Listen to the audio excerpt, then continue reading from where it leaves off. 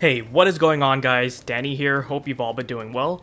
In this video, I wanted to take a look at Battlefield 5 Multiplayer Open Beta and show you guys some gameplay so you can get an idea on what kind of performance you can achieve in this title with a system like mine, or perhaps see how specific components perform like the GPU or CPU.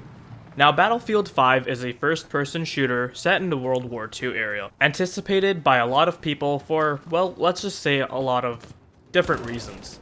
The last game DICE released was the popular Battlefield 1, which saw quite a lot of success.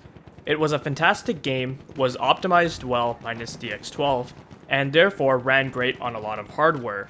Now that DICE have released a sequel to that game, we'll find out how much things have improved, or whether they have taken a turn for the worse. Before that, let me give you guys a quick rundown of my PC's specifications. For the CPU, we have an AMD Ryzen 7 1800X, which I've overclocked to 4.05 GHz, paired with 16GB of DDR4 memory, clocked at 3333 MHz, with a cast latency rating of 14, and the subtimings tweaked manually. The graphics card is an EVGA GeForce GTX 1080 Ti SC Black Edition, with plus 100 to the core and plus 350 to the memory. The motherboard is the Gigabyte AX370 Gaming 5 running the F23F BIOS with the EVGA 1004 microcode update. For full system specifications, you guys can check the video description down below. Now that the specs are out of the way, I quickly wanted to show you guys the settings that this game allows you to tweak and what I am running for this performance test.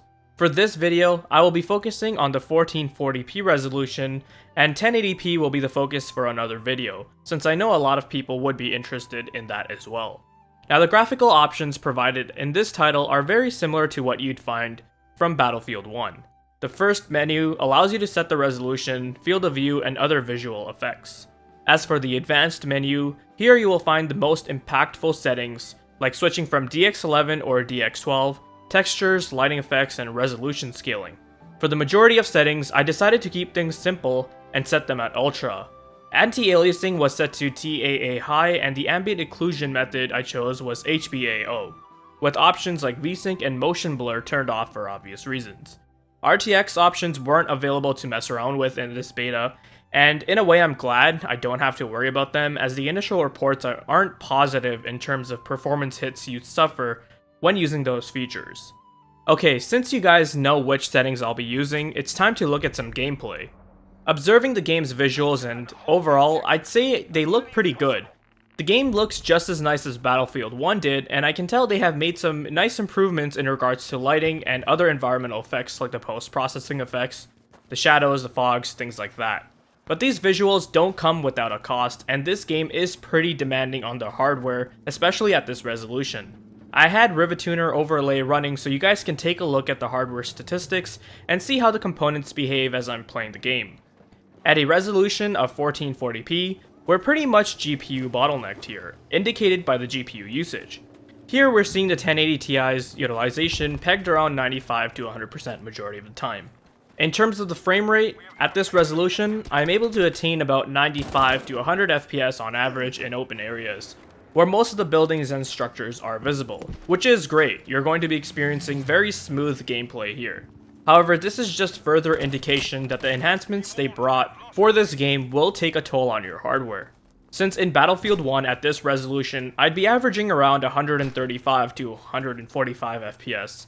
And while Battlefield 5 looks good visually, I'm not sure if it justifies a 40% loss on performance though. Also note the VRAM usage at this resolution. You will need a graphics card with at least 6GB of memory to ensure you don't run into any issues. Just like Battlefield 1, Battlefield 5 is also heavily CPU threaded, where you guys can see from the overlay a lot of activity is going on between threads 1 and 16 that the 1800X has to offer, which is not surprising for this game but isn't common to see even these days, where you would usually have one thread being utilized 90% of the time with a secondary or 3 more threads handling the offloaded work, and the rest sitting around doing not much at all. Here, that's not the case though. At any given time, you can see threads 1 through 16 showing utilization around 40 to 50%, and at some points you can see a few threads hovering around high 60s or even the low 70s. So this just shows how heavily threaded this game is, and it raises concern such as how it would perform on PCs with lower core and thread count CPUs. From the looks of things, I'd say if you've got a 6-core processor, you shouldn't really have much to worry about. Also, take a look at the system memory usage. We're seeing usage near 10 gigabytes, so I would recommend having at least 16 gigabytes to give yourself the headroom for the game's and operating system's resource requirements.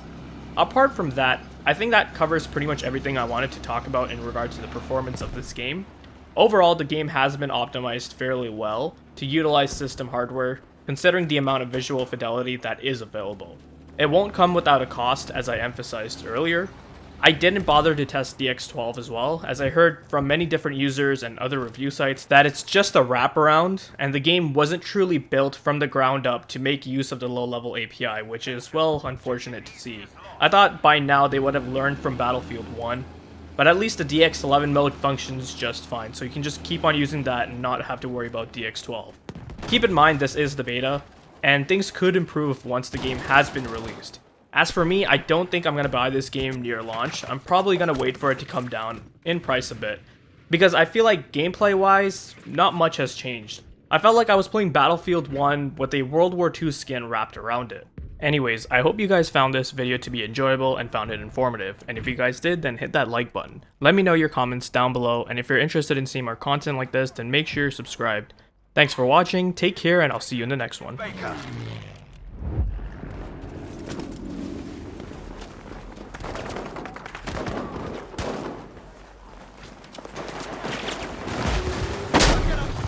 Heads up, grenade out! Objective Fox has been lost, soldiers. We've lost objective, soldiers!